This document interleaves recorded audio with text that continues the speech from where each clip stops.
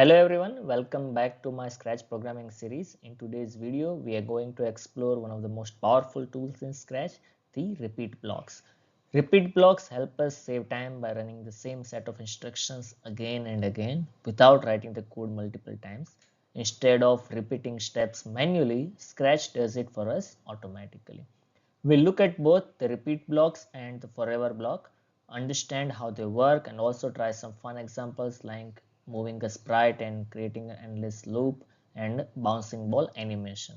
By the end of this video, you will know how to use repeat blocks to make your project shorter, smarter, and more creative. So let's jump in and start exploring Scratch repeat blocks.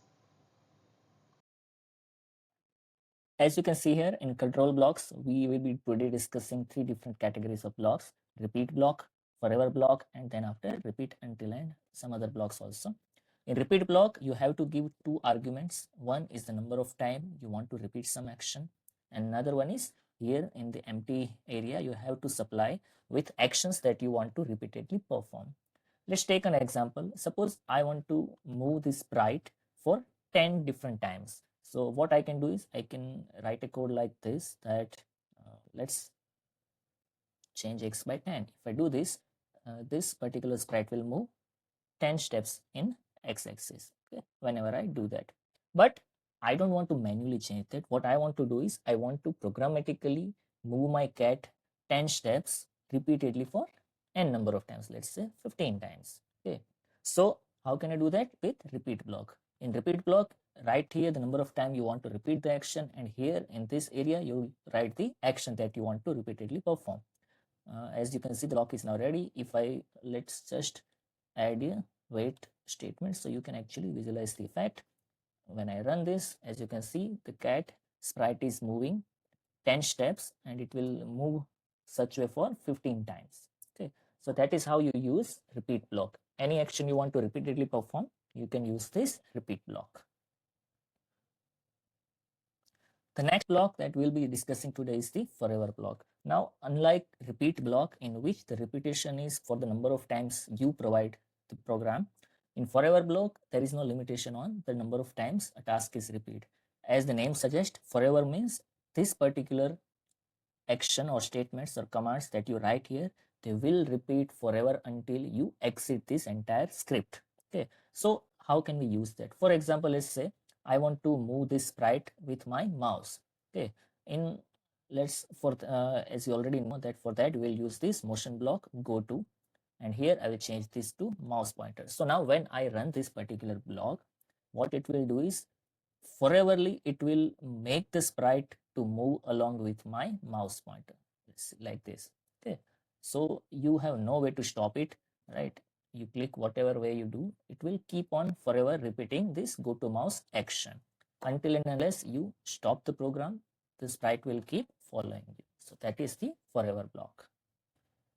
The third block that we are going to discuss today is repeat until block. So in repeat, you specifically write the number of times the action is going to be repeated. In repeat until, you have a choice that you provide here some condition that until this condition is satisfied, this entire block will be executed repeatedly. Now, how can we use that? For that, let's try to create a simple program. What I want to do is I want to add first, suppose 20 numbers 1 to 20, and I want to perform sum of all the 1 to 20 numbers. Now for that, what I will do is let's write the complete program. Okay, so first of all, we will need two variables. The first variable will be the number for how much time we want to add these numbers. Okay, so that will be number variable. Another one will be sum variable in which we will store the sum. Okay, so now we have two variables. We will set the initial value of both this variable to 0 so that the initial value of sum is 0, and let's say the number is initially 1. Okay, now that we have the number, I want to repeat summation until the number reaches 20. I want to add 1 2 3 4 5 up to 20. So this action should be repeated until the number is 20. For this particular condition, we can use this operator blocks that until the number is greater than 20, that means until the number becomes 21, we want to perform this particular action starting from 1 up to 20, and when this is 21, the repeat block shall exit. Okay, the program will exit this repeat until block. For 20 times, what we need to do, we need to just add this particular sum. So for that, we'll be using again this particular thing. We'll be adding the sum itself with the number. Okay, we'll be adding the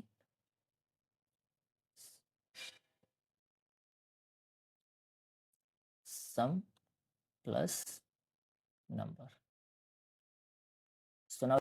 So the next thing is we need to increment this number after each summation. For that, let's use this change number by 1. So every time this block is executed, the number will increase by 1. So first its value will be 1, then after first increment the value will be 2, 3, and every time the value will increase, and it will continue so up until the number becomes 21. In that phase, the repeat block will be over and next statement will be executed. In the last statement, what we need to do is we need to display the sum. Okay, so for that we'll use the say block, and in that we'll be using this sum is, and we'll be displaying the sum as here. Okay, now let's execute this program. So as you can see here, the sum is 210, and it has done the summation from numbers 1 to 20. Here the number is 21 because whenever it will become 21, then and then only this repeat until block will be over. So the last value of number is 21, but the total sum is here 210, which is correct. Another thing, now let's modify this program. Suppose I want to perform sum of all the odd numbers from 1 to 20. Okay, so in that case, what I can do is I will start the number with 1, but instead of incrementing by 1, I will increment it by 2. So now what will happen is, first this thing will happen, repeat. First repeat, it will be 1. The first value will be 1. For the second value, the number will become 3, and next it will become 5 until the number becomes 21 again, in which case this condition will be false and repeat until block will be complete. So let's try again to add the odd numbers. So when we run it, the sum is displaying as 100, which is also correct. If you add from 1 to 20 all the odd numbers, the sum will be 100. If I want to add all the even numbers, so what I can do, again, just change the initial value to 2. 0 we are not counting because it is summation, it will not change the sum. So starting from 2, increment 2. So 2, 4, 8, 10, it will go on up to 20. Again, if I run this, the sum will be 110.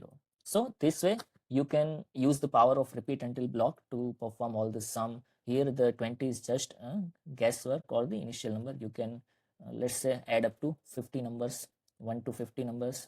Just click here and the sum will be displayed. Let's create a small animation using forever block. We will need a new sprite. Let's take ball. We will have a bouncing ball animation here, and the backdrop, let's take kind of a tunnel kind of thing. Okay, this looks cool. Now what I want to do is I want the ball to continuously rotate and bounce on the edge. It will continuously move, and if the edge is detected, and then it will bounce. So now let's implement the logic. We will need a forever loop. Now what we will do is we will move this particular sprite to 10 steps forever, and as you can see right now, when the edge is detected, it is not moving forward. So what we will do is from the motion blocks, we will see that if on edge, bounce. Now if you see, the ball is bouncing from the edge. So basic animation is complete. Let's modify and add some spice to this. As you can see, this particular sprite is having so many costumes. So what we can do is every time we can change the costume from the looks block. Next costume. Okay, fine. Now let's see. So as you can see, it now looks like a party light ball. Another thing we can do is we can add some kind of turning. We will rotate this sprite for, let's say, some amount, -5 degree to 5 degree. Okay, so now it looks complete. Let's See here. Okay, so as you can see, the bouncing ball is complete. It will turn and bounce from the edge, and it will keep changing the costume. So with forever block and repeat blocks, you can create such kind of animations so easily. In next few videos, we'll be seeing such kind of examples and some more fun activities. So stay tuned. See you in the next video. Thank you very much.